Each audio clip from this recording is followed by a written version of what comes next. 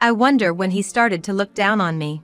Before we got married, he was so kind and respected my opinions. Incompetent. Idiot. Moron. Day after day, he hurled these cruel words at me, constantly asserting his own superiority. One day, I couldn't stand it any longer and talked back. He got mad and stormed out. At that moment, I realized something. I should have done this from the beginning. My name is Elsa, and I'm 28 years old. Just an ordinary office worker at a certain company. I met my husband, Nathan, through a friend, and we got married after dating for 2 years. From the beginning, he was very smart and always made me feel happy. Elsa, here. Is this from my favorite brand? It's been a year since we started dating, right? I wanted to give you something memorable. This is so expensive. I'm sorry. You went to so much trouble. Don't worry about it. I bought it because I wanted to give it to you, Elsa. He was unusually thoughtful for a man, always noticing even the smallest changes in me. In retrospect, he might just have been used to dealing with women. But for me, who had little dating experience, he was very attractive. Fair and kind to everyone, good at conversation. Friendly, well liked by everyone. However, that was just his public persona. A year after our marriage, the kind man he once was is gone. He seems to keep up appearances, but when he comes home, he becomes a domineering jerk. We both work, but I always do the housework. If I come home late because of overtime, or serve frozen food, he immediately scolds me. Hey, why is dinner frozen food? Sorry, I had to work late today, so I didn't have time to cook. Don't make excuses. You're such a failure. You can't even make a proper dinner. There's no point in saying that. I'm working too, you know? If you're to complain so much, maybe you can cook sometimes. Huh? What are you talking about? I'm the one allowing you to work. Be grateful to me, you loser. Now, hurry up and cook something. Apparently, in his mind, I'm just selfishly choosing to work. All I want is to keep working until we have kids. He doesn't think at all about sharing the housework because we both work. He's always insulting people, but if something good happens to him at work, he can't stop bragging about it. Just the other day, he came home in high spirits and started talking right away. Today at work, my colleagues relied on me. Man, it's tough having my own work and still being busy. I see. Good job. Everyone at the company recognizes my abilities, so people naturally come to me. Nathan, you're amazing. Right? I'm on a different level than a loser like you. You're lucky. Be grateful that you got to marry someone as capable as me. Despite our income not being that different, he talks as if he's the only one who's superior. To be honest, his attitude often makes me angry. Usually, I manage to endure it, but sometimes I can't help but talk back. However, no matter how much I express my own opinion, he never changes his mind and just fights back with his usual sophistry. Lately, even arguing has become a drag. I've always enjoyed keeping a diary. When we first started dating, it was filled with happy stories, but recently it has become nothing more than a record of the verbal abuse and harsh words from Nathan. One day, an unforgivable event had occurred. I had planned a meal out a month in advance to celebrate my best friend, Sally's birthday. I had told Nathan about this, and he had agreed to it. Despite that, on the day itself, he sprouted the most absurd statement. Hey, we're going to my parents' house today. What? I couldn't believe my ears. We can't today. I've told you I'm having dinner with Sally for her birthday. I must have forgotten about that trivial matter. Anyway, start getting ready to go to my parents' house. But I told you. I can't go. I have a promise with Sally. If it's that important, Nathan, you should go alone. Huh. If I did that, our parents would get the wrong impression. They might think our marriage isn't going well and start prying into my life. True to his reputation as a man of appearances, he only thinks about himself. With a heavy sigh, Nathan began yelling, his face turning red in anger. I told you to get ready quickly. You're a hopeless fool, and I bet your friend isn't any better. Excuse me? What did you just say? There's no need to celebrate such a person's birthday. It's a waste of money and time.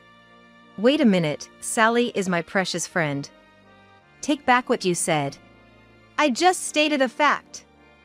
Got a problem with that? Of course I do. I won't let you get away with insulting my close friend. I will never forgive you until you take back what you said and apologize. Nathan, however, smirked provocatively and snorted. Won't forgive until I apologize? Do whatever you want. I don't need your forgiveness. What's with that attitude? Do you even realize how horribly you're behaving? You just insulted my dear friend. Man, what a hassle. Enough. I'm out of here. While I'm gone, you better reflect on your actions. Think hard with that useless head of yours about how to behave towards me in the future. He stormed out, leaving behind only the bare essentials. The faint love I had left for him completely vanished at that moment. I couldn't forgive him anymore. Not just me, but to insult my dear friend too. Without chasing after him, I headed to the rendezvous point with Sally. Several hours later, after having a fun meal and a shopping spree with Sally, I returned home at night. Nathan wasn't home yet, but that didn't matter to me. I had completely lost any feelings for him. He didn't return, and I enjoyed living alone for several days. During that time, I had a realization. Wait a minute. Isn't life much more comfortable without him? Even when I managed household chores in between work, he wouldn't even utter a word of thanks, let alone praise. On top of that, he would constantly belittle me. Continuing such a marital relationship would be a complete waste of time and money. In my valuable life, Nathan's existence is nothing but a hindrance. Why had I even tried to understand and make efforts for such a husband? All my patience up until now suddenly seemed foolish. If I continued this marriage, it would only chip away at my mental health. It's smarter to get a divorce as soon as possible. Thus, I decided to divorce. When I told my best friend Sally about this, she listened to my story with sympathy. That's what happened. I just assumed you were living a happy married life. He's always desperate to keep up appearances. It's terrible at home. As she said this with a far-off look in her eyes, Sally murmured. I see. So, what's the plan now? I'm thinking about getting a divorce. I see. If that's your decision, Elsa, I think it's for the best. Can I refer you to a top-notch lawyer? That would help. I'm a secretary at a law firm. I know many competent divorce lawyers. Thank you. I can finally break free from that man. I'll start a new life. Following that, I consulted with the lawyer Sally introduced to me, and started making steady preparations for the divorce. Nathan returned exactly a week after he left. Seeing me, he grinned and spoke. Hey Elsa, long time no see. How was it? Being alone must have made you realize a few things, right? Yes, I did realize a few things. At my reply, he nodded in satisfaction. Good to hear. You must have understood my value in this week. I hope you reflected properly. Reflected? What should I reflect on? Huh? You really are dumb. Even though I gave you plenty of time to think, you haven't changed a bit. I have. I've changed indeed. He looked puzzled at my strong declaration. What's changed? What on earth are you talking about? My feelings have changed. Huh? I don't see any change in you. First, could you sign this for me? What's this? It's a divorce application. Can't you see? A divorce application. As soon as he saw the divorce application I presented, he exploded. Damn it! Are you out of your mind? You should be grateful for me while I was gone. Don't talk nonsense. It was rather comfortable being alone. That's why I'm asking for a divorce. Fooling around. How dare you decide that on your own? Why do you think I left for a week? To make you reflect on your actions and give you time to think. Well, I appreciate that. Thanks to you giving me time, I've realized it's more comfortable without you, and I don't need a man like you at all. What? Nathan was probably shocked to hear that I decided to divorce him while he was gone. His mouth opened and closed as he tried to squeeze out words. You're joking. I gave you time to think out of goodwill, and now you're talking about a divorce. I won't accept such selfish behavior. It doesn't matter if you don't accept it. I'm not canceling the divorce. Plus, I'll get compensation at the divorce trial for the mental suffering you've caused me. Compensation in the divorce trial? Why should I pay? I've always told the truth. Do you think your oppressive remarks will be accepted? Even if it's the truth, it doesn't mean you can say anything just because we're married. Shut up. I've been listening to you all high and mighty. I won't pay a dime in divorce compensation, you hear me? Do as you please. Just remember, I'll have a lawyer on my side. Prepare yourself for that. Nathan started to shake, his face reddening like a volcano on the brink of eruption. He couldn't accept that the woman he had belittled for so long was now pushing him into a corner. Before long, he began to yell, spittle flying from his mouth. Enough of this. You should just listen to me. Who put these ridiculous ideas in your head? That good-for-nothing friend of yours? No. All decisions were made by me alone. Well then, you must be incredibly stupid.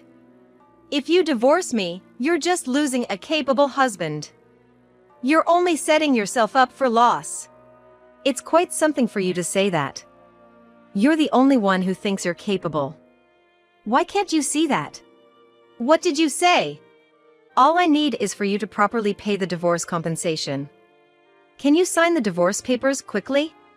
Don't mess with me. There's no evidence that I've caused you mental distress. There is evidence. What? I showed him the numerous diary entries I had recorded on my phone. In it were detailed accounts of the daily verbal abuse I had endured. Looking intently at the smartphone screen, I told him clearly, you know, keeping a detailed diary like this can be used as evidence. I was surprised to find out myself. You've been recording this all along. It was a daily habit. I've always liked keeping a diary. But who knew it would come in handy like this? It was worth being diligent all this time. Don't mess around. I won't let you do as you please. He stormed into my room, no doubt looking for the diary to destroy the evidence. As I watched him frantically search for my diary, I spoke with a relaxed smile. Sorry to disappoint you while you're searching so diligently, but it's useless. I've already handed over the diary to my lawyer. What the hell? Of course I wouldn't leave evidence around here. I've been preparing for the divorce for a while now, when you weren't around. Shut up. I'll never admit to a divorce. I won't approve it. Huh? I don't need your approval. Even without it, as long as I have enough evidence, I can divorce. Nathan seemed to want to retort, but perhaps he realized it was futile and clenched his teeth in anger. He didn't seem to think he had done anything wrong. I was truly dumbfounded by him. You really are a joke right now. What's that? Do you even understand why it's come to this? It's because you're a despicable person who can verbally abuse others without feeling any guilt. You probably thought if you acted nice until we got married, you'd have me in your grasp. Well, you're out of luck. I'm not stupid enough to dedicate my life to a lowlife like you. How dare you? Who do you think I am? You? I only see you as an overconfident piece of trash.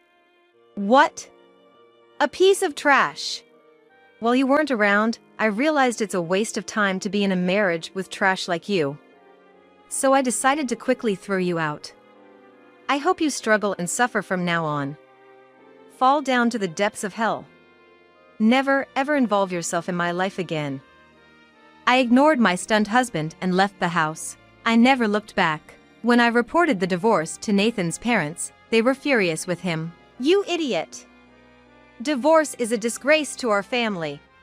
That's right. We can't show our faces to the neighbors. What are you going to do about it? Indeed, they were the parents of this man. It seemed his parents also cared abnormally about what others thought. As for his father, he gave his son a stern scolding, followed by a beating. Ouch! Stop it, Dad! Shut up! You can't even protect your own family. But I didn't expect that woman to resist me. You're disowned. Don't come back to this house. No way! Reflect on your actions alone for a while. Nathan didn't seem to expect to be hit by his own father. He reportedly apologized profusely, crying pathetically. Despite his pleas, he was easily disowned from his family home. Afterward, my diary became solid evidence, and the divorce was finalized. I was also able to fully recover the compensation money from the divorce trial. Since I left, Nathan's life has been a mess. His meals consist of fast food or frozen food every day, and his suits are wrinkled. It's the natural consequence of dumping all the housework on me. The reason for our divorce gradually spread throughout the company, and his reputation at work plummeted. Now, it seems that the employees keep their distance from him, treating him like a hot potato. He was a man who used to brag about being relied on by his colleagues. He must be burning with regret inside.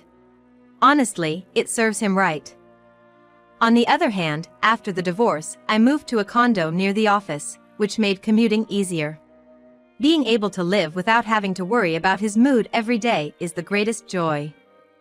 From now on, I plan to devote myself to work with renewed vigor. And someday, if I meet someone wonderful again, next time, I want to make a decision to ensure my happiness.